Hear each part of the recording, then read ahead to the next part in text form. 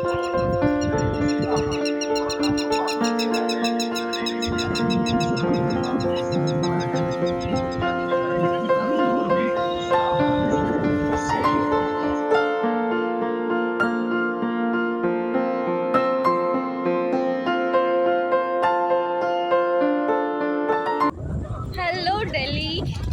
चुके हैं हम दिल्ली में और अभी हम हैं कुरुक्षेत्र में।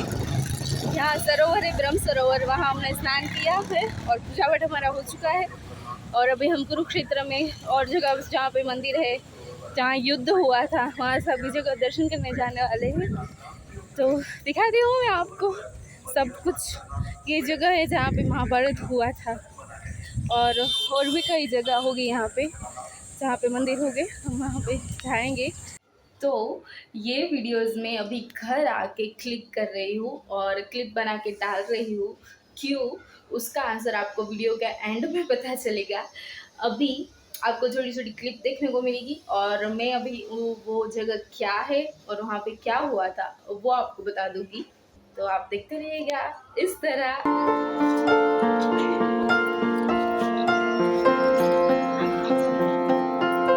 तो ये जो आप प्लेस देख रहे हो, यहाँ पे अर्जुन जी ने जब भीष्म पितामह बाण की शैया पे सो रहे थे, तब उनको प्यास लगी थी। तो अर्जुन जी ने यहाँ पे तीर मार के फिर वहाँ से गंगा जी को उत्पन्न किया था। गंगा जी प्रकट हुए थे और उनको जल पिलाया था। ये वो जगह है और इसी जगह पे उनकी बाण शैया थी। यहाँ पे मंदिर भी है जहाँ आपको प्रॉपरली आइडिया आएगा। स्टेचू के साथ उन्होंने बनाया हुआ है कि किस तरह बाण शैया थी, वो आप अब देख लीजिए।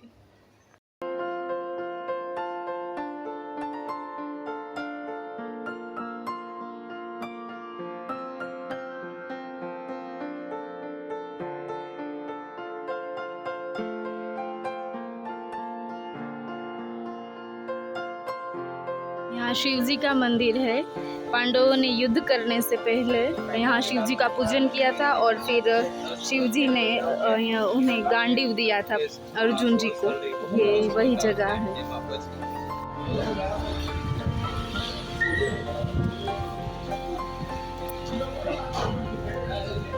ये जगह वो सूर्य नारायण मंदिर है। यहाँ पे यहाँ भीम ने दुर्योधन की जांघ पे गदा मार के उसका वध किया था। ये जगह है वो कुरुक्षेत्र की, जहाँ दुर्योधन का मृत्यु हुआ था।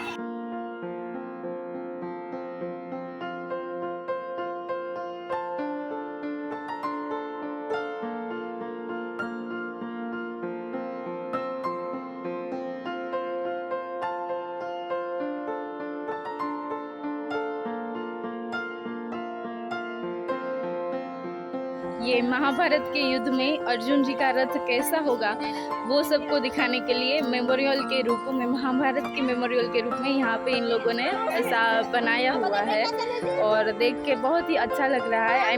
हमें ऐसा महसूस हो सकता है कि एक्चुअल में कैसा महाभारत का युद्ध हुआ होगा इसे देख के। तो इतना परफेक्ट बनाया हुआ है।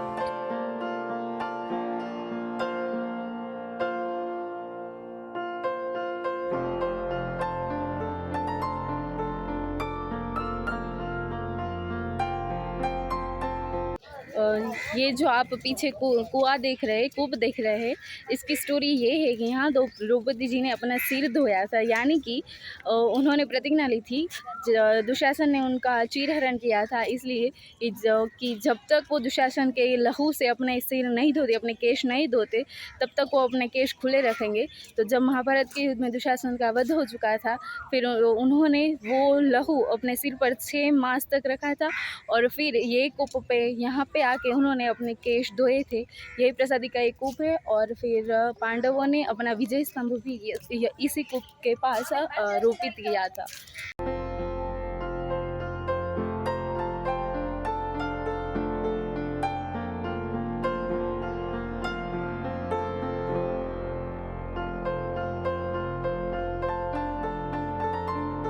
हम कुरुक्षेत्र में और भी बहुत सारी जगह गए थे, लाइक जहाँ कृष्ण भगवान ने अर्जुन जी को गीता का उपदेश दिया था वहाँ। फिर वहाँ एक शक्तिपीठ भी है, आप सबको पता होगा।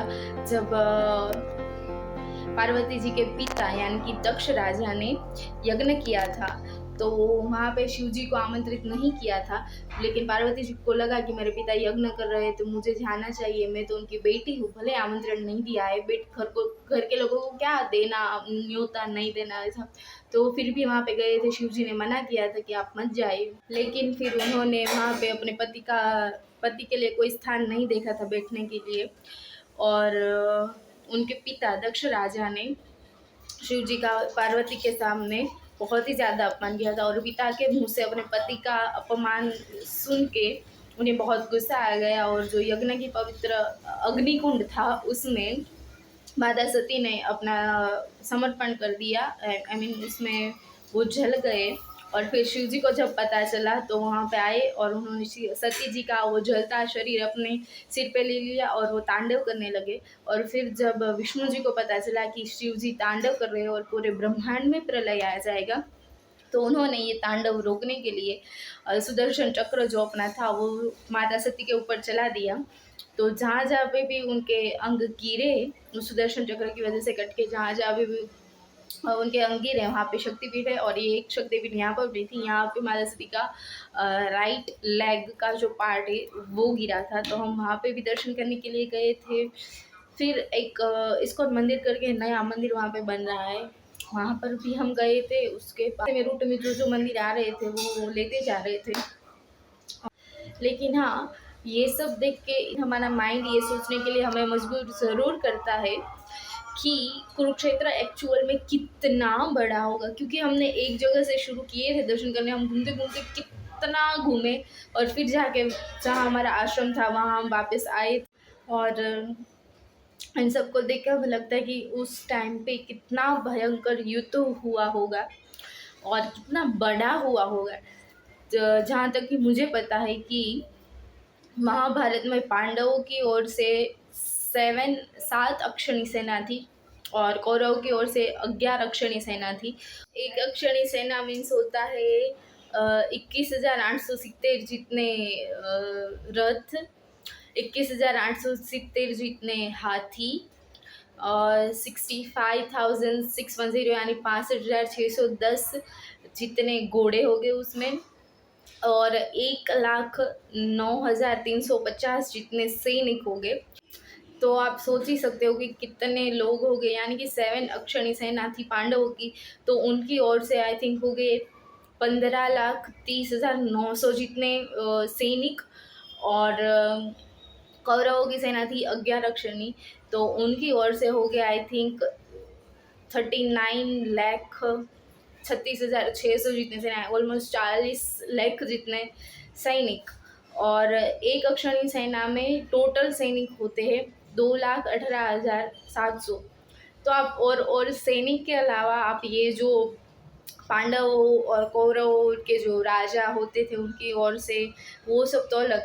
और मेन बात कि सुबह सूर्योदय होता है तब युद्ध शुरू होता है, इतने सारे लोगों को युद्ध में आने में, रणभूमि में अपना स्थान लेने में ही कितना वक्त लगेगा। और दूसरी बात कि सूर्यास्त होते ही युद्ध को ख़त्म करना है, यानी कि ये सब लोगों को अपने जहाँ पे भी विश्राम होता होगा, छावनी होती होगी, वहाँ पे जाना होगा। और मेन बात वहाँ जाके सबको आई मीन सब मिलजुल के रहते हैं, यानी कि जो दुश्मन होते हैं कौरव पांडव आमने सामने थे, तो वो लोग एक दूसरे के छावनी में भी जाते हैं, एक दूसरे से बातचीत भी आई मीन हाय हेलो करते रहते हैं। तो तब कोई दुश्मनावट और युद्ध सिर्फ युद्ध भूमि में, यानी सूर्योदय से सूर्यास्त तक ही ये लोग दुश्मनावट रखते, एक दूसरे से लड़ते हैं, युद्ध करते हैं। लेकिन जैसे ही सूर्यास्त हो जाता है और ये लोग छावनी में आई मीन वापस आ जाते हैं, तो सब दुश्मनावट भूल जाते हैं। तो आप सोचो बड़ा युद्ध हुआ होगा, इतनी अक्षौणी सेना, कितने लोगों का खून बहाव थे। कई लोग तो ऐसे कहते हैं कि सालों तक वहाँ की मिट्टी लाल रंग की ही रही, यानी इतनी सारी खून की नदियाँ वहाँ से बही थी। लेकिन हाँ, धर्मयुद्ध था, कुरुक्षेत्र को धर्म क्षेत्र भी कहा जाता है क्योंकि ये धर्मयुद्ध था। और भीष्म पितामह ने ऐसी जगह चुनने को बोला था कि जहाँ पे किसी का भी मृत्यु हो युद्ध में तो उसका मोक्ष हो जाए, इसलिए ये कुरुक्षेत्र को चुना गया था और इसीलिए इसे धर्म क्षेत्र भी कहते हैं। तो आई थिंक बहुत ही बड़ा युद्ध हुआ होगा। हम तो सिर्फ कल्पना ही कर सकते हैं, सोच ही सकते हैं, हमारी तो सोच के बाहर ही जा रही है ये सारी काउंटेशन एंड ऑल। लेकिन हुआ होगा उस वक्त जैसा भी हुआ। ये तो सारी कथा है, जो बिलीव करना चाहे वो कर सकता है, नहीं करना चाहे वो नहीं कर सकता, सबकी अपनी अपनी चॉइस होती है। लेकिन हाँ, आप लोग जब भी दिल्ली जाओ, आई मीन दिल्ली में कुरुक्षेत्र नहीं है, दिल्ली के पास एक गांव है जिसका नाम ही कुरुक्षेत्र है, हरियाणा के पास आता है, वहाँ पे ये कुरुक्षेत्र है। तो आप लोग दर्शन करने के लिए ज़रूर जाना, आपको बहुत सारी चीज़ें जानने को मिलेगी जो आपको कभी पता भी नहीं थी। और एक बात कि उन लोगों की नगरी कितनी बड़ी होती होगी, आई मीन इतने सारे लोग, इतने सारे सैनिक, इतने सारे हाथी, घोड़े, रथ, हथियार, वो सब रखने के लिए जगह तो चाहिए होगी ना, आई मीन सबके रहने के लिए सब कुछ। आप सोचिए हस्तिनापुर जब था तो नगरी ही खुद में कितनी बड़ी होगी कि वो इतना सब कुछ उसमें समा सकती है। आई मीन ये तो हमारी समझ के बाहर ही है। ये सेम थॉट मुझे जब हम मथुरा गए थे तब भी आया था कि राजा कंस की कितनी बड़ी नगरी होगी, क्योंकि हम वहाँ पे जब यमुना किनारे कंस जी का महल था, किला था, और हम जब जेल गए थे तो वो जेल शहर में बहुत दूर थी। यानी कि वो जेल अब बीच में सारे मंदिर बन चुके हैं, गलियाँ हो गई है, रास्ता बन गया है, सब कुछ अलग अलग हो चुका है, क्योंकि टाइम के बाद सबको अपने अपनी तरह से सब कुछ कंस्ट्रक्ट करने लगते हैं और इतनी बड़ा कोई प्रिजर्व करके नहीं रख सकता, छोटा छोटा पार्ट सब लोग रखते हैं मेमोरीज के तौर पे। तो एक्चुअल में वो नगरी कितनी बड़ी होगी, आई मीन उस वक्त तो वो कनेक्ट ही होगी ना वहाँ के किले से, जहाँ कंस का महल था वहाँ से वो जो जेल थी वो तो महल का अंदर का ही पार्ट था ना, तो वो कंस का महल कितना बड़ा होगा। और वो जो जेल थी भाई साहब, क्या जेल थी, कारागृह। आई मीन हम तो दर्शन करने जाते थे तो भी हमें डर लगता था कि यार यहाँ पे रहते थे कृष्ण भगवान के, इस जेल में भगवान का जन्म हुआ और ऐसी जेल थी, इतना अंधेरा वाला। अभी तो वहाँ पे मंदिर जैसा कर दिया है, भगवान की मूर्ति स्थापित की है, सिंहासन जैसा किया है और लाइट वाइट ऑन थी, कलर किया हुआ था जेल को, रेड टाइप कलर किया हुआ था वो जेल को।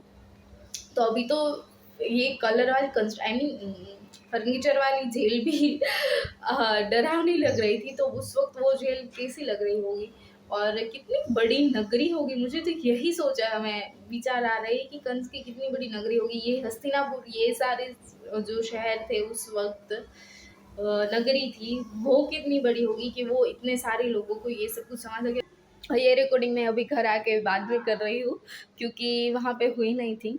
तो ऐसा हुआ था कुरुक्षेत्र में कि मैं वहाँ पे ज़्यादा शूट नहीं कर पाई। वहाँ पे सभी जगह पे शूट करना अलाउड था, ऐसी कोई मना नहीं थी उस दूसरी जगह की तरह, लेकिन मैं कुछ शूट नहीं कर पाई बिकॉज मेरे फ़ोन की स्टोरेज फुल हो गई थी। मैं यहाँ से नया मेमोरी कार्ड लेके गई थी, फ़ोन में डलवा के गई थी, लेकिन पता नहीं वो कुछ मेमोरी कार्ड में स्टोर हो ही नहीं रहा था, सब कुछ इंटरनल स्टोरेज में स्टोर हो रहा था और मेरी इंटरनल स्टोरेज फुल हो गई थी, तो कुछ हो नहीं रहा था। और फिर हम कुरुक्षेत्र में गए तब मुझे पता चला कि आगे के दिन के मैंने बहुत सारे वीडियो बना लिए थे, तो स्टोरेज स्पेस फुल हो गई। फिर मैंने सोचा अब तो कुछ रिकॉर्ड होगा नहीं, और फिर हमें 5 दिन और भी रुकना था क्योंकि हम वहाँ से जाने वाले थे हरिद्वार और वहाँ पे 5 डेज़ के लिए हम रुकने वाले थे। तो मैंने सोचा तो मैं कैसे रिकॉर्ड करूँगी, वो 5 डेज़ का तो कुछ भी रिकॉर्ड नहीं होगा, इसलिए मैं अभी से कम रिकॉर्ड करती हूँ ताकि एंड तक में कुछ ना कुछ आपको दिखा सकूँ। तो मैंने उस दिन बहुत ही कम रिकॉर्डिंग की थी, लेकिन फिर हमने सोचा ऐसे तो नहीं चलेगा, मेरी तो ट्रिप का कुछ आपको नहीं दिखने को मिला, कई जगह दर्शन बाकी थी, तो हरिद्वार पूरा हम घूमना बाकी था।